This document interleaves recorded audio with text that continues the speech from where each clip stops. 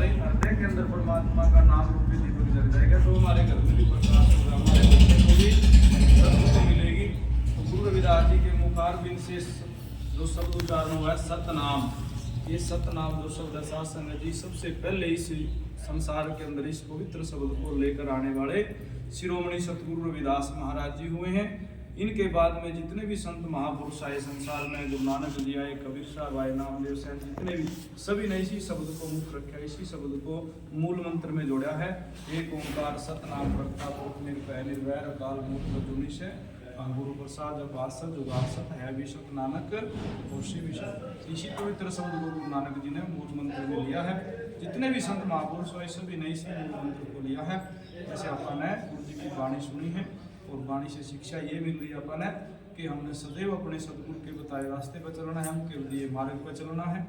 अपने काज वार करते हुए गुरु जी की वाणी से जुड़ते हुए सतनाम सतगुरु ओम सतनाम सतगुरु रविदास सतगुरु रविदास सतगुरु रविदास सतनाम सतगुरु रविदास, ऐसे ही मुख पवित्र होत है गुण गावे दीनदयाल। सतगुरु जी कहते हैं जब रसना से हम सतगुरु का नाम उच्चारण करेंगे तो हमारा मुख पवित्र होता है, हमारी इंद्रियां शुद्ध हो जाती हैं।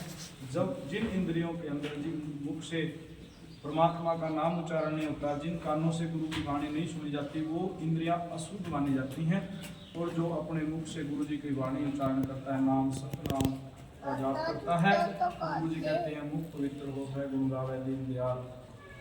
तुझे भरोसा ना पड़े इस कारण तू कंगाल, कि हे भाई तू इस बात पर विश्वास नहीं कर रहा इसीलिए तू कंगाल है, यानी तू गरीब है। अगर तू इस वचन को मानकर अपना जीवन जिए तो दादा तुझे सब कुछ देगा, सब कुछ वो भंडार भरेगा। बस आप गुरु जी की शरण में जुड़कर गुरु जी की वाणी का नाम का स्मरण करते रहो। नाम का स्मरण ही भव से पार कर सकता है। सर्व कलाओं का मालिक है, सर्व सिद्धियों का भंडार गुरु मंत्र के अंदर है, जो गुरु जी ने पवित्र शब्द अपने मुख से उच्चारण किया है। बहुत सारे ऐसे बोल देते हैं हमें कि नहीं जी हम तो सत्संगी जैसे ही हैं, भाई हमारा सत्संगी जैसा ही है, हम तो जी ऐसे ही है।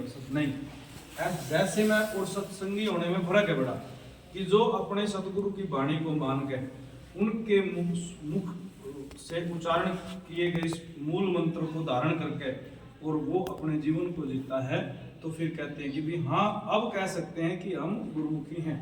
तो इसीलिए अपन है गुरु जी की वाणी को मानते हुए अपने घरों में अपने बच्चों को शिक्षा देनी है, अपने गुरु के बताए मार्ग पर चलने की। इन बच्चों को ये बताना है भी हमारे सदैव पर सतगुरु रविदास जी क्या समझा गए हैं, क्या वो कह गए हैं। 600 साल पहले समुद्र 1433 में ये 648वां गुरु पर्व मनाया अपन है ना, बहुत खुशियों से मनाया है। पूरे विश्व के अंदर गुरु पर्व मनाया गया, 648वां गुरु पर्व मनाया गया है। और जिस समय गुरु जी आए थे संसार में उस समय बड़ी बुरी हालत थी, तो गुरु जी ज्ञान रूपी पारस लेकर आए, शिक्षा रूपी पारस लेकर आए, सत रूपी दीपक लेकर आए। संसार में सत का दीप जगाया गुरु जी ने, सच्चाई का दीप जगाया और ज्ञान का, भक्ति का, सच का मार्ग दिया। तो उस समय जितने भी उस समय के वो लोग थे जो विरोध करते थे, जात पात वर्णवाद के अंदर इंसान के दुश्मन थे, उनको सबको इस चीज से बड़ी पीड़ा हुई है। तो उस समय गुरु जी ने बिना डरे बेखौफ होकर उस समय काशी के बीच में खड़े होकर दिया, भाई तुम मुझे नीच किसी लिए कहते हो कि मैं चमार हूँ?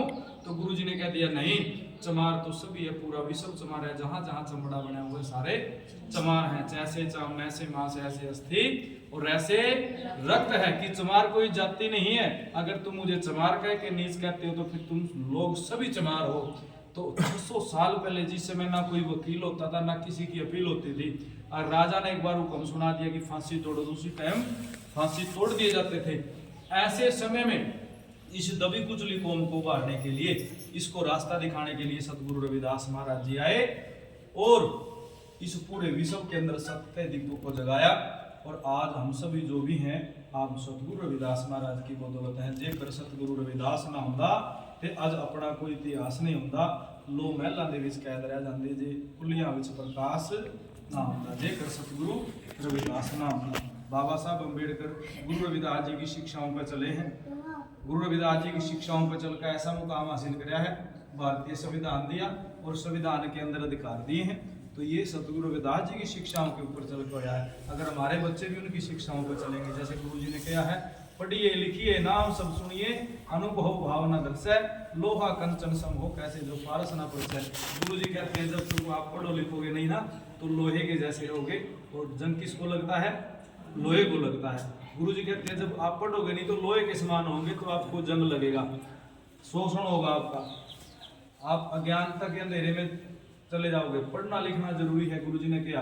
तो जब ये बात हम मान के चलेंगे तो फिर हम भी बाबा साहब की तरह अच्छे से अच्छा मुकाम हासिल कर सकते हैं पढ़ाई लिखाई में। एक मिल के रहना है। गुरु जी ने जैसे किया है, सत्संगत मिल रही है माधो जैसे मधुप मखीरा, कि भैया आप सब मिल के रहो, प्रेम से रहो। छोटे बच्चे हैं जो उनको प्रेम भाव सिखाओ, आपस में परिवार में उठना बैठना सिखाओ, बड़े छोटे के पास बैठाओ, उनको वाणी से जोड़ो।